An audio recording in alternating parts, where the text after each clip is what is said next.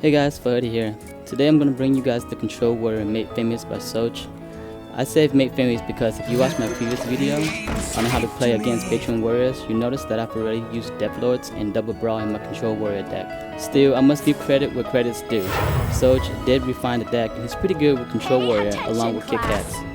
Now if you haven't noticed already, the major difference between this control warrior deck versus others are the two Deathlords and somewhat the double brawl. I made one teeny change to the deck by removing one fire warrior and replacing it with Big Game Hunter. I did this because the double Deathlord sometimes it summons a really big creature and you don't have anything to deal with it. With Big Game Hunter, you have another way to remove it.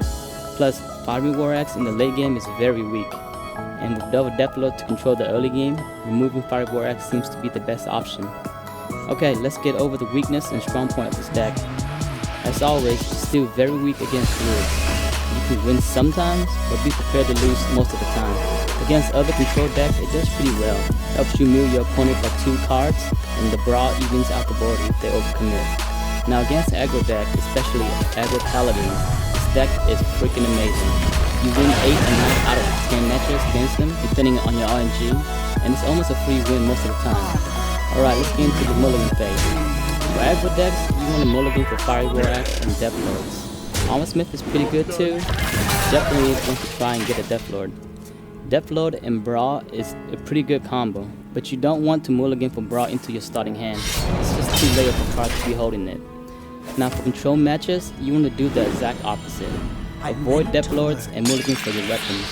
If you have a Deathlord, try and only use it when you have Brawl in your hand. This way, if any new threats come out, you can Brawl and hopefully remove it.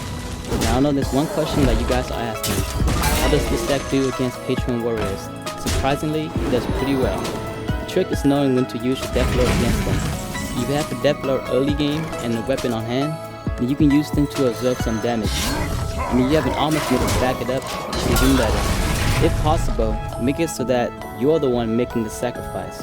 What I mean by this is, if your Deathlord is almost dead, sacrifice it on your turn so you can see what comes out.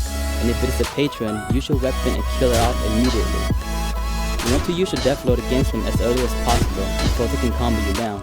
However, if you back it up with an armor smith, putting it down mid-game isn't too bad either.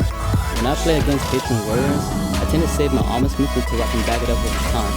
Doing this will ensure yourself a lot of armor. There's no reason to play the armor smith early, it will just die to a death spike. Plus, you're giving your opponent a way to proc their acolyte. When playing against patron warriors, don't try and kill them.